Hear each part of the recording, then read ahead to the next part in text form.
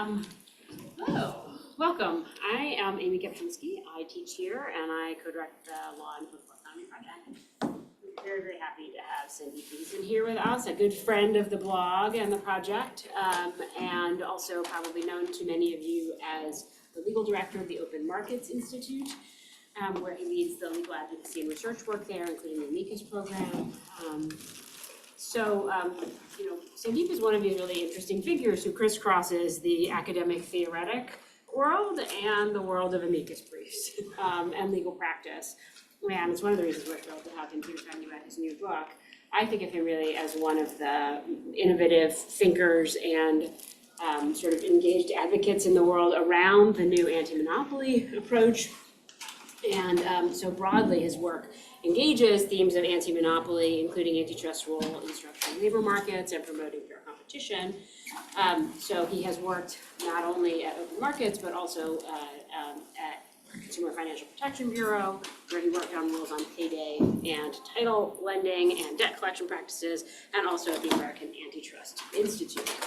But he wrote this book. I don't know what he'll say about why he wrote it, but I think one broad theme that many of us are thinking about is we think about sort of what would be another way to regulate the economy outside of the idea, which is a false one, but that the market runs itself, right?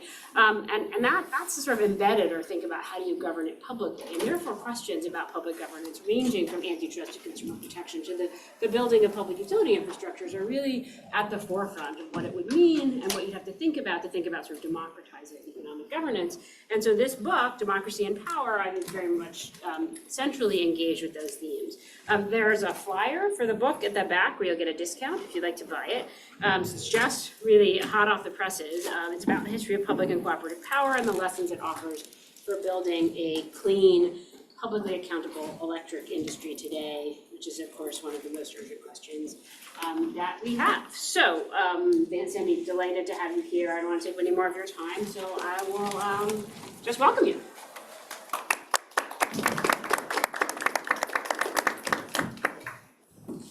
Thanks so much for that very generous introduction, Amy. It's really an honor to be here to discuss my forthcoming book. It'll be out on December 3rd, less than 2 months. And I will return the favor by saying I am deeply indebted to Corinne, Amy, and the Law and Political Economy Project for influencing my approach to law and policy and really inspiring me to think big. So I graduated from law school in 2010, and at least at the time, lawyers were generally socialized to think small. And I started my career out as an antitrust lawyer. I'm still principally an antitrust lawyer today. So if you were an antitrust lawyer in the early 2010s, you already had the pre-existing fetters that you were equipped with in law school. But then on top of that, you entered this very insular world in which even small deviations from what at the time was a bipartisan status quo was seen as heresy. And LPE helped me break those fetters. It's a brilliant and essential collective fighting for democracy in all realms of society. So I'm indebted to LPE in a general way, but I'm also indebted to LPE in a more specific way writing this book. In early 2019, my colleagues and I at the Open Markets Institute filed an amicus brief in a case that involved the intersection of antitrust law and public utility regulation. And Corinne or someone else at LP at the blog read it and said, oh, would you consider writing a piece for the blog summarizing what the brief says? It was a rather technical and, in my view, forgettable blog post, but an editor at a left climate blog called The Trouble read it and reached out asking if I'd ever thought about public ownership in the power sector. And at that point, I'd worked on power issues off and on for almost 15 years, but public and cooperative power had been at most on my periphery. I knew there was a thing called the Tennessee Valley Authority, but that really was the extent of my knowledge of cooperative and public power. I spent about a week, maybe 10 days researching and writing this piece for The Trouble, and realized there's actually some fascinating history here that's mostly unknown. In the course of my abbreviated research, I realized most of the articles and books on the subject had been written before roughly 1960. And this topic, for whatever reason, had fallen out of favored both in the legal academy as well as in history departments. So I decided if I ever had the privilege of writing a book, it would be on public power.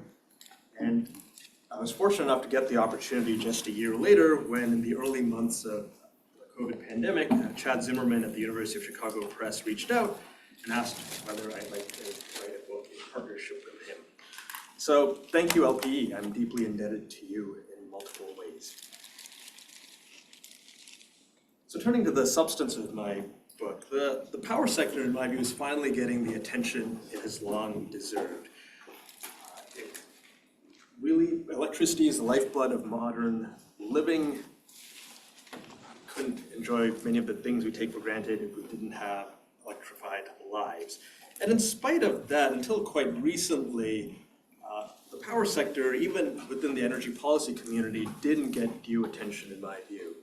But now finally people are realizing, okay, fixing the power sector is essential for containing climate change and decarbonizing our society, for at least two reasons. So first, the power sector is a major source of greenhouse gas emissions. In the United States, it's typically the largest or second largest source of greenhouse gas emissions, usually power and transportation are one and two.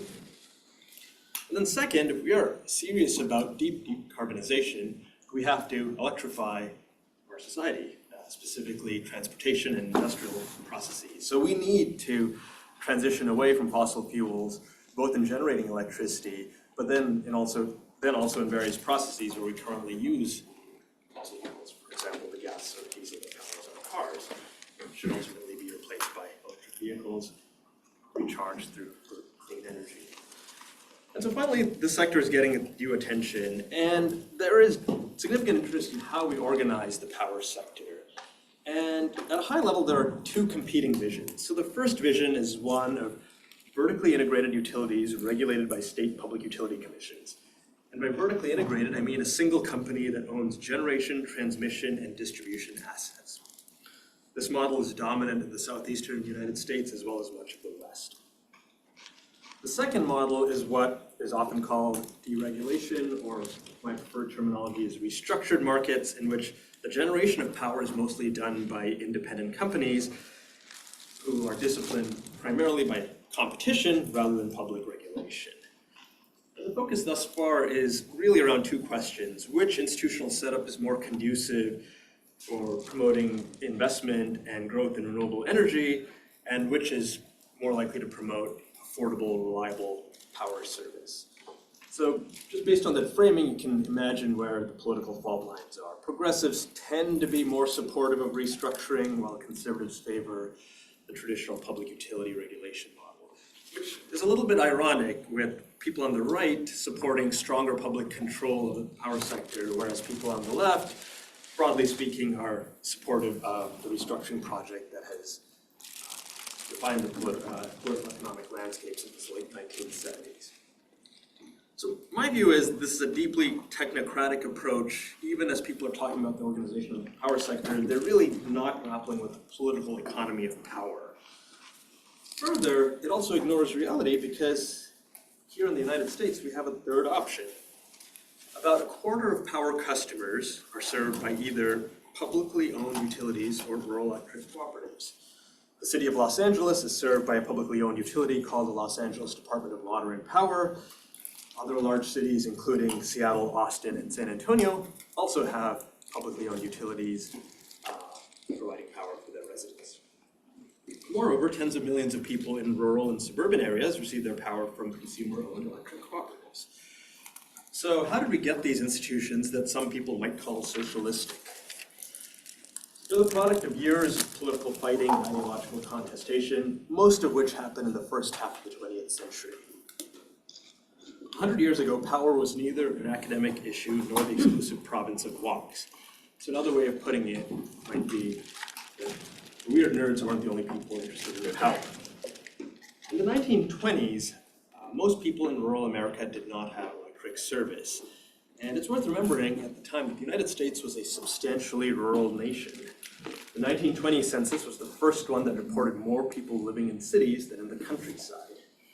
And even in cities, most people had power but did not have what we might call electrically modernized homes. In other words, they did not have the full suite of appliances that we all take for granted today. They might have had a few lights and a radio, but not much else, meaning no refrigerators, no vacuum cleaners, no washing machines. The political economy of the industry was really defined by holding companies. Men like Samuel Insull and Sidney Mitchell were really the equivalents of Steve Jobs or Jeff Bezos today. These holding companies were called the Power Trust by critics for exercising outsized control over the power sector with an extraordinary political influence as well. And historian Forrest MacDonald, in a rather fawning but informative biography of Samuel Insull, said, in the hero-worshipping post-war decade, post-war being Great War, Insull became the Babe Ruth, the Jack Dempsey, the Red Grange of the business world. Although private power appeared hegemonic, the fight for public ownership was still alive and well in the conservative 1920s. Men like Insull had contained the public power cause, but they had not defeated it. And perhaps the best indication of their recognition of this threat was the systematic propaganda campaign that they launched to contain and ultimately defeat public power, whether at the local, regional, or national level. So they reviewed and revised textbooks to ensure that private power was portrayed in a flattering light. They corrupted newspapers through the dispersal and withholding of ad dollars, papers that had sympathetic stories, and even private power-generated commentary and op-eds got money. Those that didn't get money. And so we're at a point today where we think of ad-supported news as a good thing. We've seen the decimation of the American journalism business by companies like Facebook and Google, but it's worth remembering that ad-supported news has its own limitations, and the power industry in the 1920s took full advantage of those limitations. The Power Trust also paid academics and local notables to promote its line. And of course, this was the decade after the Russian Revolution. Private power engaged in red baiting, calling supporters of public power communists, Bolsheviks, socialists, the standard litany of insults that red baiters used. At the behest of Congress, the FTC did an investigation of the utility holding companies, spent 8 years studying both their structure, practices, and their propaganda campaign, and concluded no campaign approaching it in magnitude has ever been conducted except possibly by governments in wartime. So this was an extraordinary corporate propaganda campaign, and at the time, unprecedented. So ultimately, how was the power of the Power Trust broken? So first, there was a steady drumbeat of publicity in Congress, in critical sectors of the press, and through the FTC. But what was really decisive was the great crash of 1929 and the subsequent depression. And to be sure, the power sector was not nearly as affected as manufacturing and agriculture, but it was vulnerable. The Power Trust was highly leveraged. If you look at an organizational chart for Insull's Middle West utilities, you would be bewildered by its complexity. It was layer upon layer of corporation, each one highly indebted. And as Lehman Brothers and other Wall Street banks discovered in 2008, leverage is wonderful when things are good, and an existential threat when things go south. So what that meant was a modest decline in power sales for the operating utility at the bottom of these corporate pyramids meant less money flowing upward in the form of dividends and greater vulnerability to not being able to service their debts. So as you went each layer up the corporate pyramid, you encountered more and more vulnerability. There was just less money to service all the creditors of these power trusts. And ultimately, leverage proved to be the undoing. Insull's Middle West utilities collapsed in 1932. Insull fled the country and ultimately died in disgrace. And at the time, as I mentioned, power was an important political economic issue. And Governor Franklin D. Roosevelt was deeply invested in power policy. He had spent long times in Warm Springs, Georgia, recovering from polio, and it quickly realized he was paying a lot more for electricity in Warm Springs than he was at his estate in Hyde Park in upstate New York. So Roosevelt cared about this issue, probably in a way he cared about few others. So what was his vision for the power sector?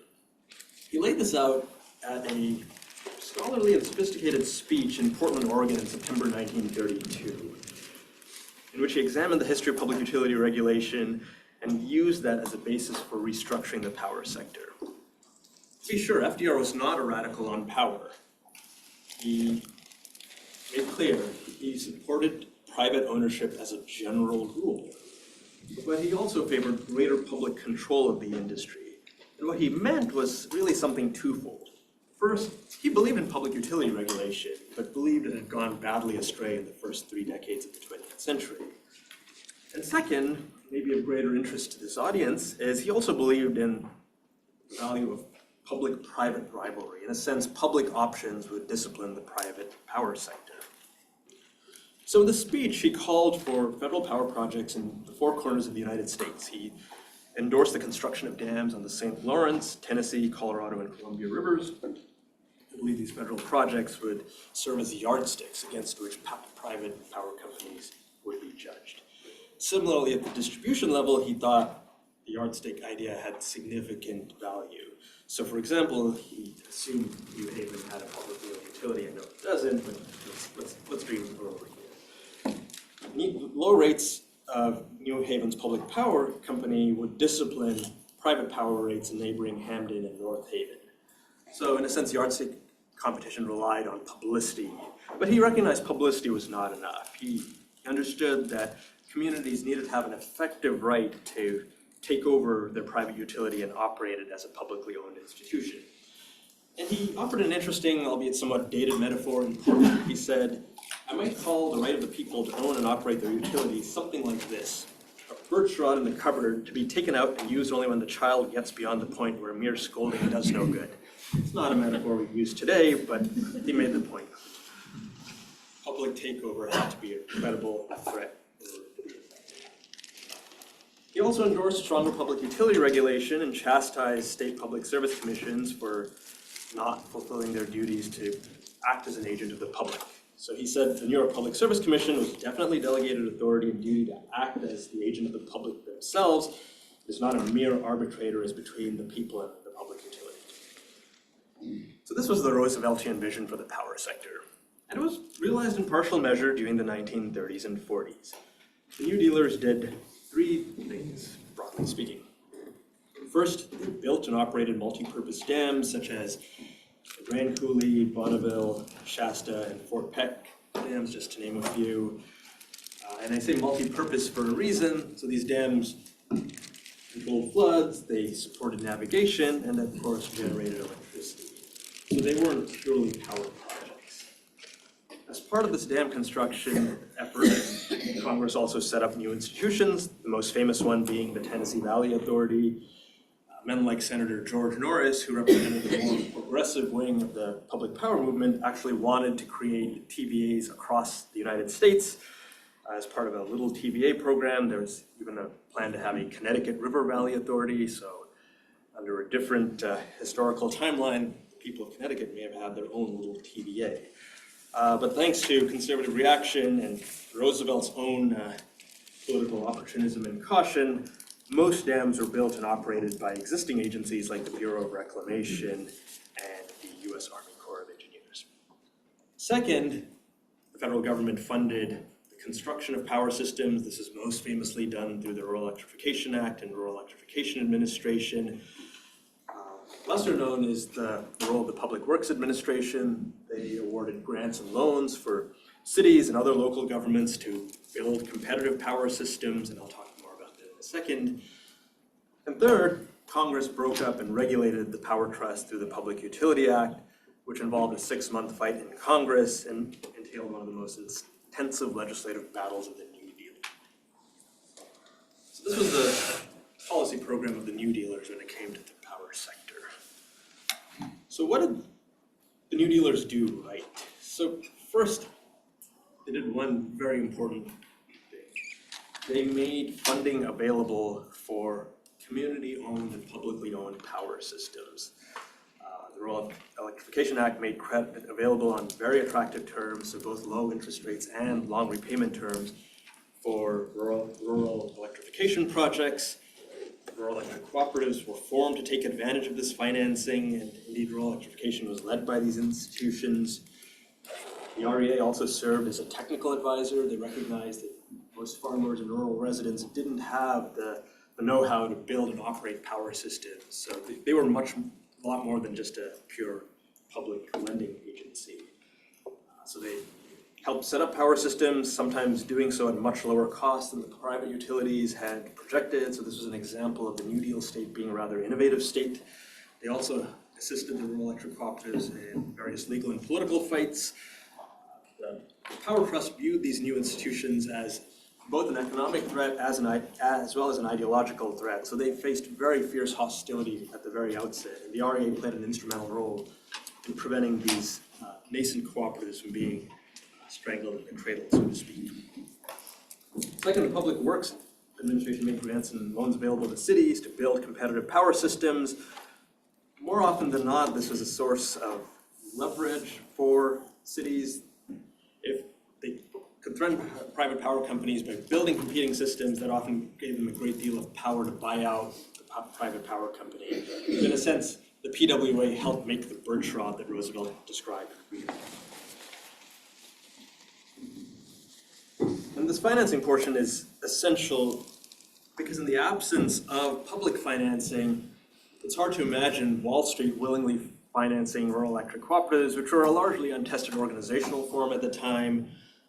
Wall Street might have been more willing to finance publicly owned utilities in cities, but even there, that would be done on the terms of the private banking syndicate that controls access to municipal bond markets. So in a sense, Congress allowed communities to bypass Wall Street and its power. Second, federal government made low-cost electricity generated by these new dams available to cooperative and public agencies on a preferential basis. In other words, they could rely on the federal government instead of private utilities who viewed these new institutions as both an economic threat as well as an ideological threat. So both financing and power were made available to community-owned utilities. So a different way of putting it is the federal government, rather than being neutral in the fight between public and private power, firmly put its thumb on the scale in favor of public power. And as a result, hundreds of municipally owned utilities and nearly 1,000 rural electric cooperatives were formed between the 1930s and the 1950s. And we haven't seen such an explosion of community ownership since then. The New Deal, broadly speaking, transformed American life, and power policy, in my view, is an underrated pillar of the New Deal transformation of American society. So I mentioned rural electrification. The rate of electrification among farmers went from about 1 in 10 in 1935 to more than 9 in 10 in 1955. So that meant farmers no longer had to rely on candles, kerosene lamps, cellars, and hand washing their laundry. Instead, they could use electric lights, refrigerators, washing machines, and last but not least, indoor toilets. And this transformation is probably hard for those of us who really came of age anytime since the 1960s to grasp. Life was qualitatively changed. And so in 1940, a Tennessee farmer declared at his church, "The greatest thing on earth is to have the love of God in your heart. The next greatest thing is to have electricity in your house." The change in cities was not quite as dramatic, but nonetheless significant. So people finally got to enjoy electric modernization as opposed to mere electrification. Instead of just lights and a radio, they had vacuum cleaners, refrigerators, and washing machines. So life changed significantly in cities as well. Of course, the vision of some of the radical New Dealers never came to pass. Some of the technological determinists believed that electrification would upend the gender division of labor. Women and men would be more equal within the domestic sphere. That didn't happen. About 40 years ago, Ruth Schwartz Cohen wrote an excellent book entitled More Work for Mother about how electrification changed the character of work for women, but in some ways actually increased the amount of domestic work women had to do. And of course, electric modernization did not arrive at the same pace for everyone. There was, unsurprisingly, a delayed arrival for Black Americans thanks to racist housing policy. But nonetheless, the changes that happened were qualitative. So I talked about what the government generally did well. Where did it come up short? I mentioned a few areas already, and I'll say at the very outset, I did not set out to write New Deal fan fiction. I wanted to offer an honest and critical assessment of what the New Dealers did well and also what they didn't do so well. I think we should all resist nostalgia politics whenever possible. So governance has been a real and persistent problem. At the time, the new cooperative and public power institutions were hailed as exemplars of small d democracy. David Lilienthal, who was one of the first directors of the TVA and really one of the dynamic administrators of the New Deal and admirable policy entrepreneur, wrote an interesting book in 1944 called Democracy on the March, and he said that these new community-owned power companies exemplified grassroots democracy. In practice, however, cooperative and public power have too often honored the notion of grassroots democracy in the breach other than its observance. And I think some of the worst misgovernance has happened at rural electric cooperatives. And this is where I view the REA as being a contributing factor to why some cooperatives have been so badly governed. So I mentioned earlier that the REA served as a technical advisor to these new cooperatives. At the time, most states did not have corporate laws specifically designed for electric cooperatives. They had laws for agricultural cooperatives, food cooperatives, and so the REA recognized there's a major gap in the law. Unless we have law in the books, it won't actually be possible to incorporate these institutions in most places. So the REA drafted a series of model rural electrification acts and persuaded a majority of states to adopt them into law. If you look at these laws, they're very sparse, less than 2 pages long. And in a sense, you understand why the REA drafted a short law. Cooperatives were being set up very quickly. They were facing formidable adversaries in the Power Trust and their allies in the state public service commissions. There was a real risk that these institutions would never be stood up. And so the REA's focus was getting these institutions up and running, building power lines, extending electricity to farmers and other rural residents. The flip side of that is the law actually says very little about governance. There's little on elections, nothing on public meetings, nothing on open records. So that meant cooperative incorporators and boards had a great deal of discretion. Some cooperatives, to their credit, have been fairly well managed. They've ably served as community institutions. I don't want to tar them all with the same brush.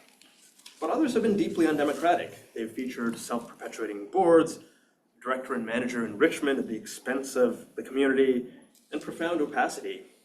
So for instance, one rural electric cooperative in Alabama did not have an election for nearly 70 years between the 1950s and 2017. This is something one of their executives admitted under oath. Why? Because their annual meetings did not attain a quorum of members, so every year the board simply reappointed itself. And the board made little effort to actually draw a quorum. They held their annual meeting on a Friday morning when most people had other things to attend to. So as a result of this misgovernance, many rural electric cooperatives are run by old boys networks that are profoundly unreflective of the communities that they serve. So in the South, many majority Black communities are served by cooperatives with all white boards. They're truly making a mockery of democracy. And I don't want to overstate the significance of law here, but I think law is a contributor. The sparseness of rural electrification acts gave incorporators and boards great discretion. It really didn't mandate bad governance, but it functioned as a license for bad governance. So I'll start by saying this history offers a few lessons. First, federal support is critical for public power. Funding and preferential access to low-cost federal electricity is vital to get public power done on a large scale. And we've seen that in recent times. Public power seems to be experiencing a little bit of renaissance. People are showing greater interest in it now than they have in decades. Last November, the state of Maine held a referendum on whether to launch a public takeover of its two main investor-owned utilities. The referendum was roundly defeated. I believe the final margin was something like 70% against, 30% for. Before that, the city of Boulder, Colorado launched an unsuccessful attempt to take over their private utility, Xcel Energy. That process lasted a decade, at the end of which the city council realized the intransigence of Xcel would not be overcome. They gave up the public takeover fight and instead entered a more favorable franchise agreement with Xcel. These fights are worthwhile. I think they should continue to be pursued, but if we actually want public power on a large scale, we need to get the federal government to put its thumb on the scale, firmly in support of public power. That's how we got public power done in the 1930s and 40s. But the history of these institutions also reveals the importance of institutional details. Basic norms of democratic governance need to be hard-coded into the law. As always, law isn't sufficient, but it is necessary if you want durable democracy. So I'll wrap by saying we have a template. It's a flawed one, but one we should perfect and expand if we're serious about democracy and power.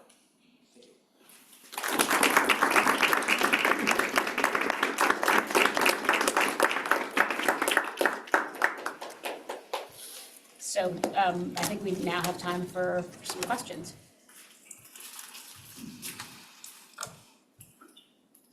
Hi, thank you so much for writing the book and giving your talk today.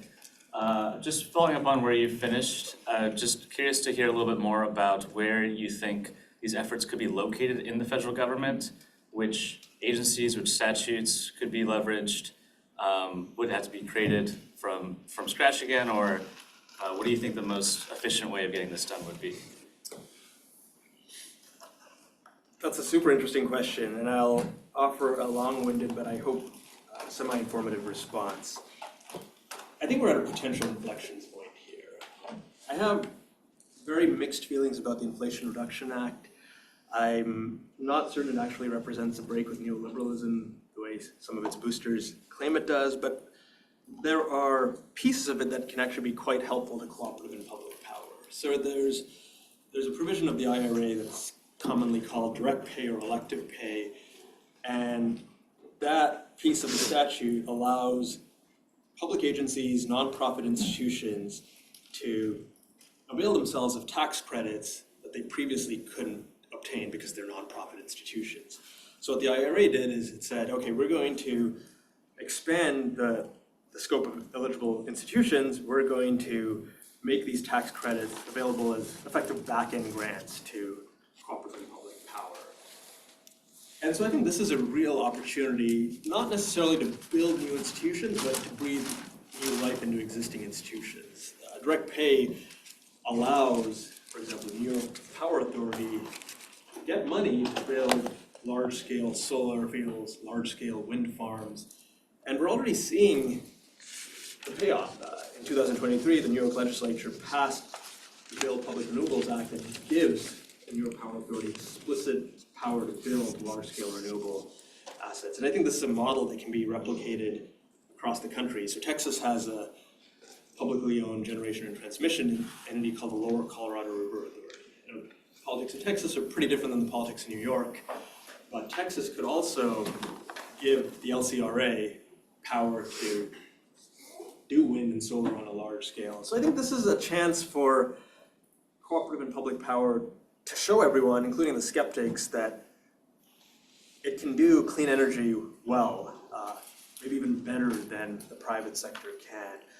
And if this transition is done right, if BPRA is a smashing success in New York, I think that really expands the scope of possibilities, because even middle-of-the-road people start to say, okay, I'm not necessarily on board with the public power cause, but I see NYPA building a 1,000-megawatt wind farm for 80% of the cost that a private company would have. Maybe we should take this seriously, just from a purely functional perspective.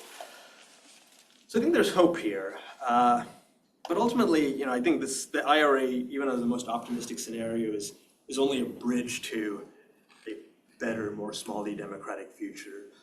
I think we ultimately need Congress to do something along the lines of what it did in the 1930s. Either expand or set up new authorities like the TVA, make liberal funding available for public takeovers. And at this moment in time, in October of 2024, it seems a little bit utopian, but I will say much of what the New Dealers did probably felt quite utopian in 1928 as well. So things can change rather quickly.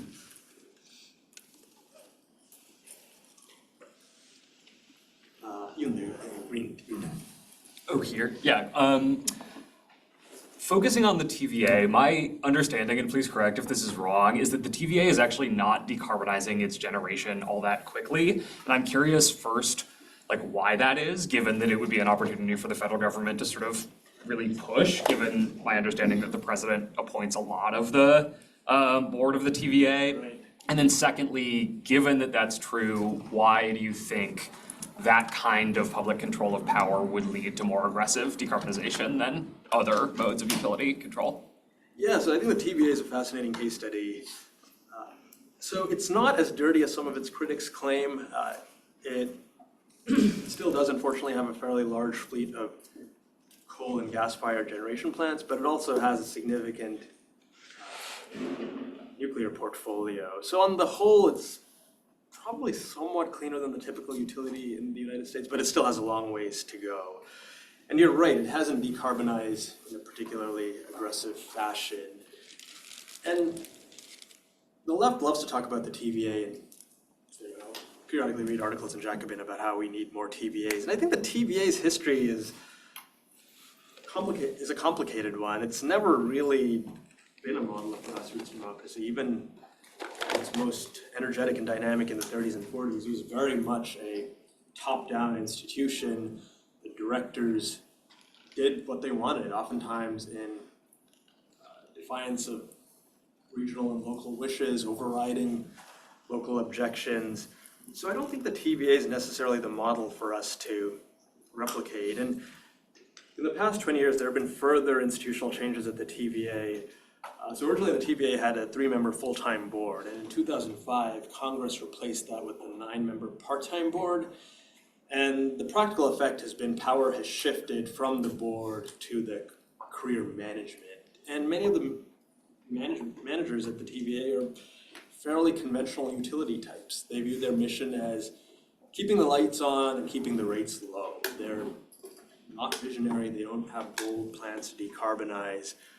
So I think that takes me sort of logically to your second question, which is there's nothing magical about public or cooperative ownership. Simply taking over, I think the local utility here is called United Illumination or Illuminating. Taking that into public hands won't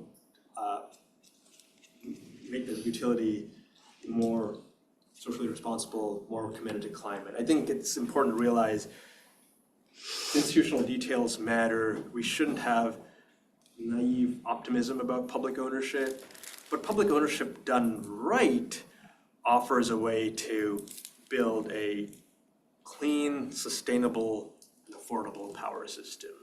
But public takeover without more might just end up perpetuating some of the existing problems. And I think TVA shows that public ownership without more is not a panacea. I hope that's helpful. This might be a little more random, but what are your thoughts on big tech companies taking over?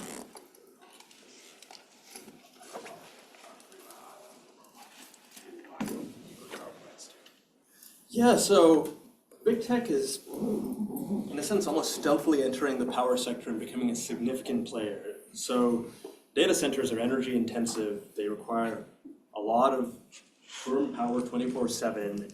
And these companies are starting to throw their weight around, especially in these restructured markets that I mentioned.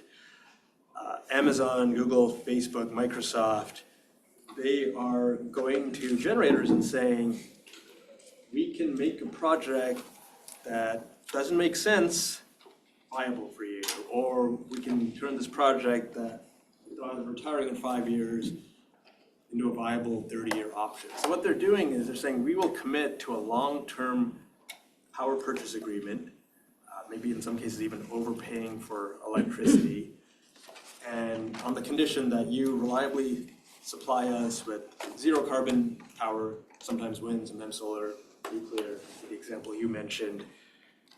And in a sense, they're turning non-viable projects into fairly attractive projects. And so some climate progressives have said, oh, this is great, big tech is socially responsible, the state's not willing to step up, so let's trust Jeff Bezos and Mark Zuckerberg. Let's assume they're engaged in good faith, they are putting a lot of money on the table, they're making renewables more profitable than they might be otherwise.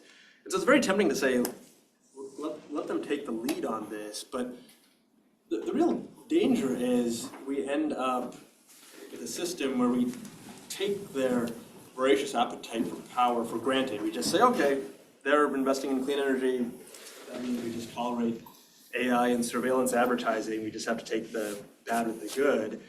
And over the long term, not only are their business models entrenched, they end up being the principal regulators of the power system. They decide what gets built where. They have a major effect on the rates we all pay for electricity. So what appears attractive in the short term, especially from a climate perspective, could actually be very dangerous and detrimental in the long term, where we're actually turning even more governance authority over to these companies, not just over kind of their narrow domains, but over the broader power system. Yeah. How portable are the kinds of governance structures that you've described? How portable are they to other industries, or is power just like an exceptional case? Yeah, in some ways, power, I don't think power is an exceptional case because electricity is infrastructure. It's really not the only infrastructure we have. So I think the model of public community ownership can be extended to other areas. An obvious candidate would be telecoms and broadband. But there has been some interest in not dethroning, but maybe challenging the monopolies of Comcast and Verizon through municipal broadband provisioning. People who might be familiar with the Chattanooga example, where the publicly owned utility there was, I believe, the first broadband company in the United States to offer 1 Gbps service. I think this was back in 2010. So I think this model can be ported over to other infrastructure sectors. It's by no means limited to power. But the institutional details are going to vary from sector to sector. So this book was very much inspired by the idea that we need to think about deep, thick democracy again. We should have a vision of democracy that's more than ritually casting a ballot every 2 years. And I think some of the prescriptions might make sense in broadband, might make sense in wireless communications, but the details will vary. But I think there's a high level template here that can be used elsewhere.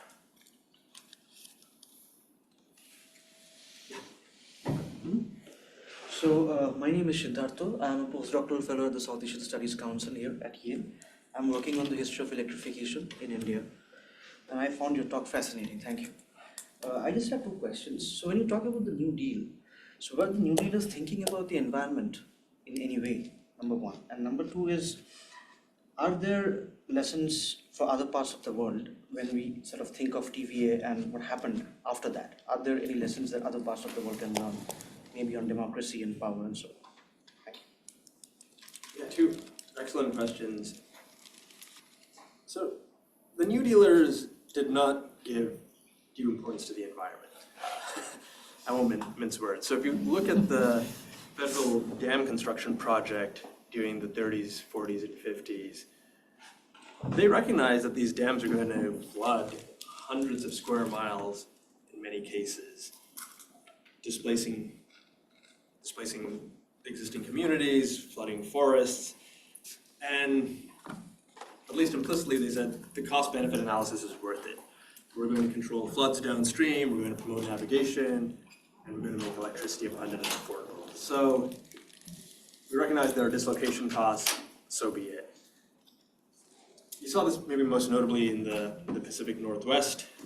Dams like Grand Coulee destroyed the salmon stocks that had supported native communities for millennia, and the New Dealers said, well, too bad, that's just a cost worth paying.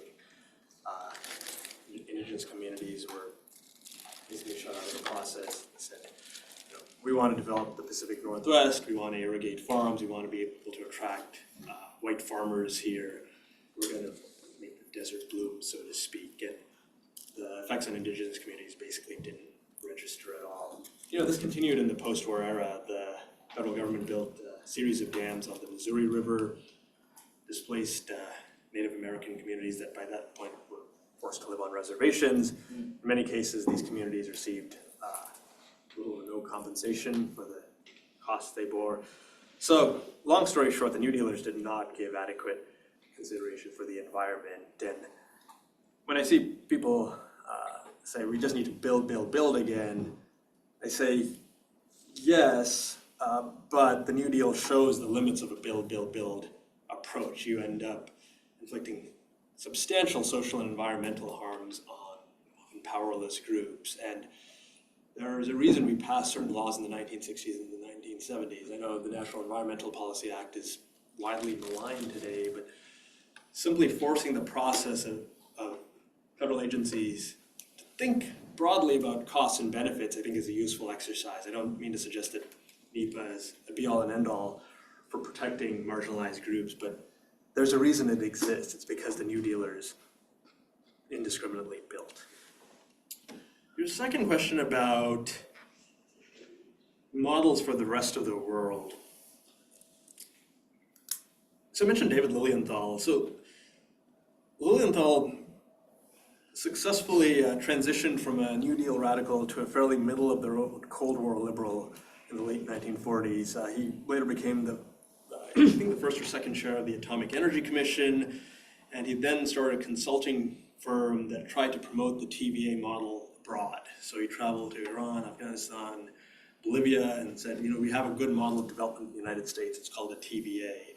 And I did not go into great depth about this later history in my book, but there was an attempt to export the TVA as part of the kind of winning hearts and minds aspect of the Cold War. It's like, well, we're mostly going to use coercive force, but we're also going to do a little bit of development for people in the global south. And Lilienthal was part of that effort.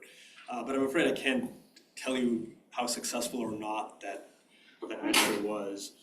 As for developing countries today, I think the New Deal is a template. I think many of the lessons I wrap my talk with can be applied at least to some developing countries. Monetary sovereignty exists on a continuum, with the United States being at the top. I think large developing countries like China and India can do what the United States did in substantial measure, while I think it probably is a lot harder for smaller developing countries that don't have that same level of monetary sovereignty to simply just spend new and better society into existence. Thank you. Thank you so much. Can I ask you to expand on your how you think about public and the sort of government aspects of some of this? Like, who's deciding who the public is? Is it sort of thinking about consensus with the public, contestation within the governance structures? I ask just because my understanding is in the early 20th century, utilities did a lot of work to define the public, to cast themselves as the public in some ways. Some private utilities. So I would just love to hear you expand on that a little more. Yeah, so the institutional details are really quite critical, and you're right. In the early 20th century, as part of this propaganda effort, the Power Trust initiated a program called customer ownership, where they sold stock, often non-voting stock, to the public. And Samuel Insull went on the record and said, this is actually true public ownership. This is public ownership done at its best. It combines expert management with investment by ordinary customers of the utility. And so you're right, the notion of what is public control is heavily contested and has even been claimed at times by people who are otherwise opposed to public ownership. So in the second to last chapter of my book, I talk about how we might effectuate a real public control. So we have a set of models in the United States, some that have worked okay, others that have worked quite poorly. And the model that I tout is what we have in the Pacific Northwest. So Pacific Northwest is one of the hubs of public power in the United States. So the New Dealers recognize that the Columbia River has something like 40% of North America's hydroelectric potential. So they built around 30 dams on the Columbia River and its tributaries. And then local communities also set up cooperatives and public utility districts as well as municipally owned utilities. So in 1980, Congress decided to reform the Bonneville Power Administration, which is the federal agency responsible for marketing and transmitting power from dams like Bonneville and Vancouver. And Congress did a pretty good job codifying what I think of as good governance in that law. So it said, before the BPA shall revise rates or announce a new resource plan, it has to engage in extensive public consultation. So there's a notice and comment period, but there's a lot more than that. There are public hearings where tribes, customers, environmental groups, labor unions can come and testify for or against a proposed rate schedule or resource plan. So I think that's a pretty decent model of hard coding public control into this institution. I'm a firm believer in actually having elected boards. I think elections are an important tool for public control. I think it's very easy for boards of public agencies to lose sight of who their constituency is. But if you have elections, you have a direct control. Communities can always kick the bums out, so to speak. And the board members are constantly reminded, okay, these are the people we answered to. So if you pair direct elections with back-end consultation processes around rates and resource development, I think you can actually have an institution that is truly democratic in practice. And another institution I profile in the book is the Eugene Water and Electric Board, which is not commonly thought of as a particularly progressive or dynamic municipal utility, but they have an elected board.